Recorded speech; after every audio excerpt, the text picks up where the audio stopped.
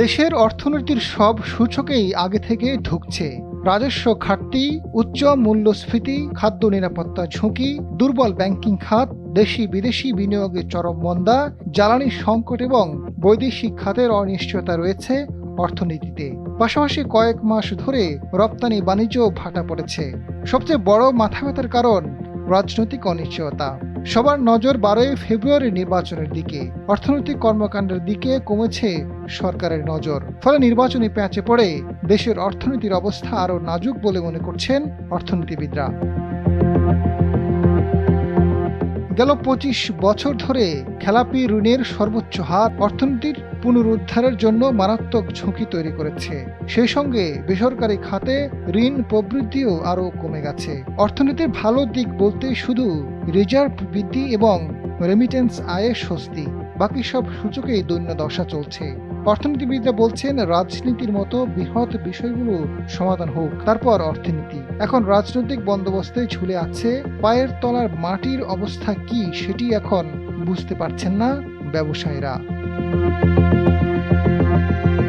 রপ্তানি ও রেমিটেন্স প্রবাহে উন্নতি এবং মূল্যস্ফীতি কমার ফলে অর্থনীতিতে সাময়িক স্বস্তি ফিরেছে এবং বৈদেশিক মুদ্রার রিজার্ভও কিছুটা শক্তিশালী হয়েছে। তবে বেসরকারি খাতে বিনিয়োগ অনীহা, ঋণ প্রবৃদ্ধি ধীরগতি এবং রাজনৈতিক অনিশ্চয়তা ব্যবসায়িক আস্থাকে দুর্বল করে রেখেছে। এ অবস্থায় শক্তিশালী শাসন ব্যবস্থা, কার্যকর ঋণ পুনর্গঠন কাঠামো এবং দ্রুত সংস্কার করার দরকার। বর্তমান পরিস্থিতিতে 5 চ্যালেঞ্জের সামনে অর্থনীতি। বেসরকারি খাতে ঋণের প্রবৃদ্ধি আরও কমে গেছে। খেলাপি ঋণ বড় মাথাব্যথার কারণ। রাজস্ব আহরণে পিছিয়ে গেছে এনবিআর। বাড়ছে জ্বালানি সংকট, কমেছে রপ্তানি আয়। চলতি 2025-26 অর্থ বছরের প্রথমার্ধে রপ্তানি আয় নেতিবাচক, প্রবৃদ্ধি রেকর্ড কমেছে। চলতি অর্থ বছরের ষষ্ঠ মাস ডিসেম্বরেও রপ্তানি আয় কমেছে 14.25%। দেশের সার্বিক ব্যবসা বাণিজ্য পরিস্থিতি নিয়ে বাংলাদেশ চেম্বার অব ইন্ডাস্ট্রিজের সভাপতি আনোয়ারুল আলম চৌধুরী জানান, দেশের অর্থনীতিতে রক্তক্ষরণ হচ্ছে।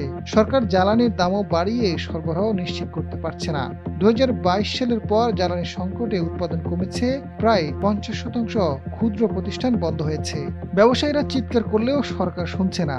শক্তিশালী নীতি কাঠামো, দীর্ঘমেয়াদী জ্বালানি কৌশল, দক্ষতা উন্নয়ন, কার্যকর এনবিআর এবং ব্যাংকিং খাত সংস্কার ছাড়া অর্থনীতির স্থিতিশীলতা হবে না। আজাদ ফারুক, সময়ের আলো।